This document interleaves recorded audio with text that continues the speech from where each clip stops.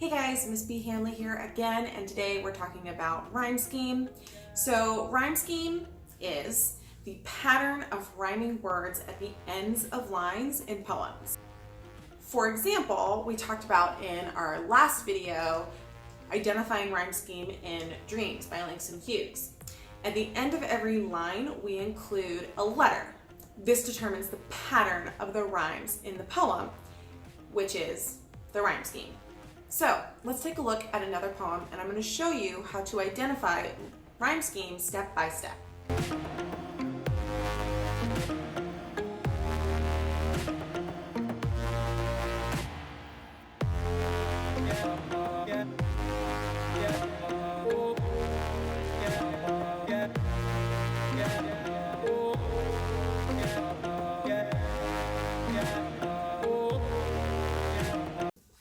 The poem that we're going to be taking a look at is called The Rose That Grew from Concrete by Tupac Shakur. You can find it online or in his book by the same name. It's a really great poem, and it does include a rhyme scheme, and it includes other types of rhymes that we're going to encounter in this class. Let's take a look at the rhyme scheme first. We always want to indicate our rhyme scheme at the end of the line. So we're going to read the first line here. Did you hear about the rose that grew from a crack? This is our first line, so we're going to put the first letter of the alphabet next to it. The rhyme scheme goes in alphabetical order, so the first line would be the letter A. Okay, great. We've got our first indicator in the poem. If the next line rhymes with the first line, it's always going to be labeled A.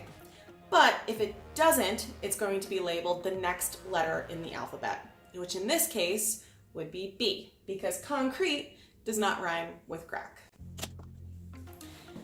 All right, our next line, proving nature's law wrong, that it learned to walk. Walk doesn't rhyme with concrete or with crack, so it's going to be the next letter in the alphabet, C. Our next line, without having feet, this line does rhyme with some of the lines above it. So it's going to take the same label as the line that it rhymes with. In this case, feet and concrete rhyme. Because concrete is our second line, it's labeled B, so that means that our fourth line that ends in feet and concrete is going to be labeled the same. Okay, our next line. Funny it seems, but by keeping its dreams, dreams doesn't rhyme with feet, walk, concrete, or crack. So it's going to be the next letter in the alphabet that we left off on. We left off at C, so our next letter is going to be D. Our next line. It learned to breathe fresh air. Air doesn't rhyme with any of the lines above it. We left off at D, so our next letter is going to be E. Our next line. Long live the rose that grew from concrete. Now again, concrete rhymes with feet, and of course it rhymes with itself. Mainly because it rhymes with feet, it's going to be labeled the same letter as that line, which was B. And our last line, when no one else even cared. So cared doesn't rhyme technically with any of the lines above it. However, the word care and air do rhyme. In this case, this particular pairing, air and cared, is called a slant rhyme. They're not exact, but they do rhyme. So our last line is actually going to be labeled the same as the line above it, air.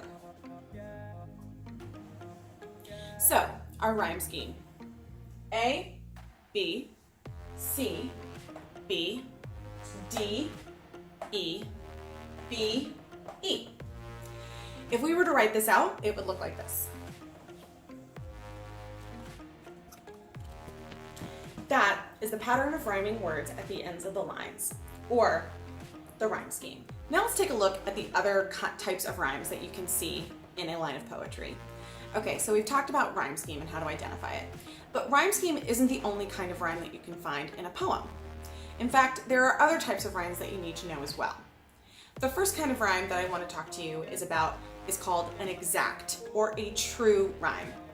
This doesn't have to do with its position in the poem, but it does have to do with the sound of the words that the rhyme is creating.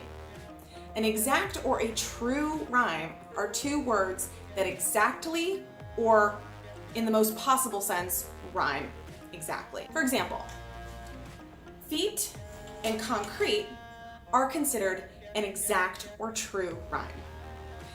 The next type of rhyme is what I mentioned earlier. It's called a slant rhyme. A slant rhyme is when the words almost rhyme, but not exactly. For example, in this poem, concared and air rhyme because they come from the same root word as care and air. However, because this D at the end of cared, it's not an exact rhyme, so we would call it a slant rhyme. The next type of rhyme has to do with the position of the rhyme in the poem. So a rhyme scheme typically goes by the rhyme that's called an end rhyme, which means it goes by the words that it rhymed at the end of each line. That's called an end rhyme. However, we also see the other type of rhyme in this poem, which is called an internal rhyme. An internal rhyme happens in this line here. Funny it seems, but by keeping its dreams.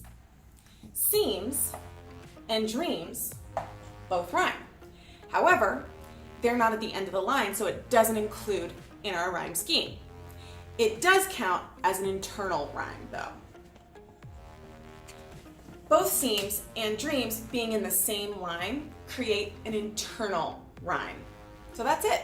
That's rhyme scheme and the different types of rhymes that you can find in a poem. This happens to be one of my favorite poems. It's The Rose That Grew from Concrete by Tupac Shakur.